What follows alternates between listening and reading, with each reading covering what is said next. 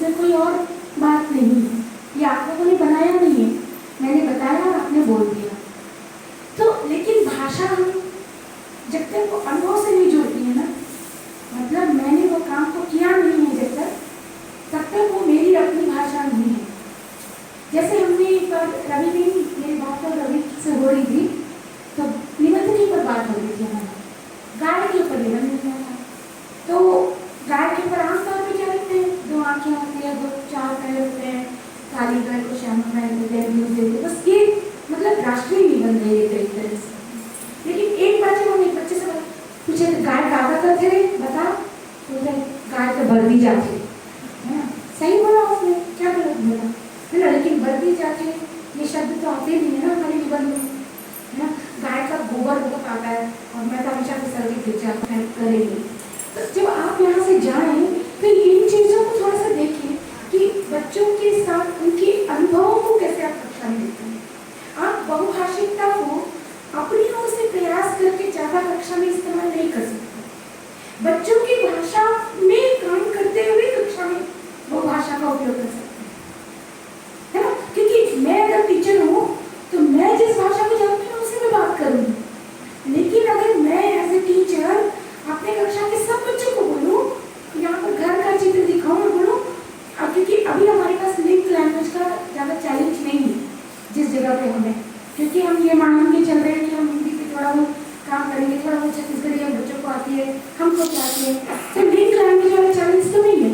लेकिन आप ये पूछिए बच्चों से, मैं अभी अगर आप लोगों में से पूछूं, आप लोग अभी घर एक शब्द है, इसके बारे में आपकी अपनी मातृभाषा में क्या कहा जाता है और उसके बारे में 2 वाक्य बोलिए। जैसे मैं अगर बोलूँ घर शब्द के ऊपर, हाँ, నేను ఒక ఇంట్లో ఉంటాను, ఆ ఇంట్లో నాతో పాటు మా అబ్బాయి మా అమ్మ నాన్న ఉంటారు, 2 लाइन बोला मैंने घर शब्द को लेकर। मैं मानती हूँ बहुत लोगों को नहीं समझ में आया होगा, मैं किसी भी भाषा में बोली होगी तो उसमें घर के बारे में ही बताया होगा। ऐसे ही मैं आप लोगों में से ये जो भी साथी जानते हो वो बताएं कि इसको मराठी, तो एक जीवंत कक्षा बनाने के लिए बहुभाषिकता एक बहुत अच्छा संसाधन है। आप ये मत सोचें कि आपको नहीं आता, आपको क्या नहीं आता, सिर्फ उसका वर्णक्रम नहीं आता, उसका शब्दक्रम नहीं आता, ये उसका नाम नहीं आता आपको, लेकिन वाक्य संरचना वही है जो आप छत्तीसगढ़ी में बोल रहे हैं और मैं तेलुगु में बोल रही हूँ, या आप शायद मराठी में बोलेंगे, आप शायद बांग्ला में बोलेंगे, है ना। तो हम उन चीज़ों से डरते हैं जिनको हम जानते नहीं, तो हम सारी भाषाएं जानते नहीं है इसलिए हम उनसे डरते हैं। या हम तो डरने का एक तरीका क्या होता है, हम डरते हैं इसलिए हम उसका हास करते हैं, हम उसको उपहास करते हैं। जबकि जैसे कि रवि ने कहा, ज्ञान सर ने कहा कि हमारी भाषा हमको गढ़ती है, इसलिए हम क्या बोलते हैं, हिंदी हमारी राष्ट्रभाषा है, इस देश का गौरव है। क्यों बोलते हैं हम ये? क्योंकि वो हम उस भाषा में सोचते हैं, हम उस भाषा में पढ़ते हैं, हम उस भाषा में जीवन जी रहे हैं। तो जो प्रक्रिया आप हिंदी में कर रहे हो वही प्रोसेस दूसरे लोग दूसरी भाषाओं में करते हैं। ये समृद्धि दक्षिण एशियाई देशों में ही है, ये विश्व के सभी देशों में नहीं है इतनी भाषाई विविधता, है ना। ये भाषाई विविधता जिस तरह, क्योंकि भारत सिर्फ एक देश नहीं है, भारत एक उप महाद्वीप है ना, तो यहाँ के संसाधन भी अलग अलग तरह के हैं। तो हम एक जैसी बात जो विश्व के दूसरे देश कर रहे हैं वैसी भाषा हम दूसरे देश में नहीं कर सकते। हमें अपने देश के लिए एक दूसरे तरह के टूल्स लेने होंगे, दूसरे तरह की प्रक्रियाएं लेनी होंगी। आप बिल्कुल या समुद्र की जितनी तरीके विशाखापट्टनम या केरल के बच्चों के पास है उतना शायद छत्तीसगढ़ और राजस्थान के बच्चों के पास नहीं है।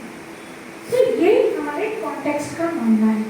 संदर्भों में, हमारे संदर्भों में कौन सी भाषा है, जिस तरीके से इवन इन छत्तीसगढ़, हमारे छत्तीसगढ़ में भी भाषाई विविधता बहुत ज़्यादा है, जिसका कि बार बार रवि अपनी बातों में कोड करते रहे हैं, है ना, कि कभी हल्दी का उदाहरण लिया, कभी होली का उदाहरण लिया, कभी सरगुजिया बोला, कभी महासमुंद की छत्तीसगढ़ी बोली, कभी हम और जो इवन जो बॉर्डर लैंग्वेजेस होती हैं वो तो कहीं दर्ज ही नहीं होती, जो कि और भी ज़्यादा मिक्स होती है ना। तो हमको ये एक बहुभाषिक का एक मतलब हमें करनी होगी, वैसे पेडागोजिकल प्रोसेस करने होंगे जिसमें चित्रों के ऊपर बातचीत करना। कोई बात नहीं, आपको तो सिर्फ उसका जो मनमानापन कोई नहीं लगा है ना। मनमानापन किसको बोलते हैं भाषा में? आप लोगों ने पढ़ा होगा शायद।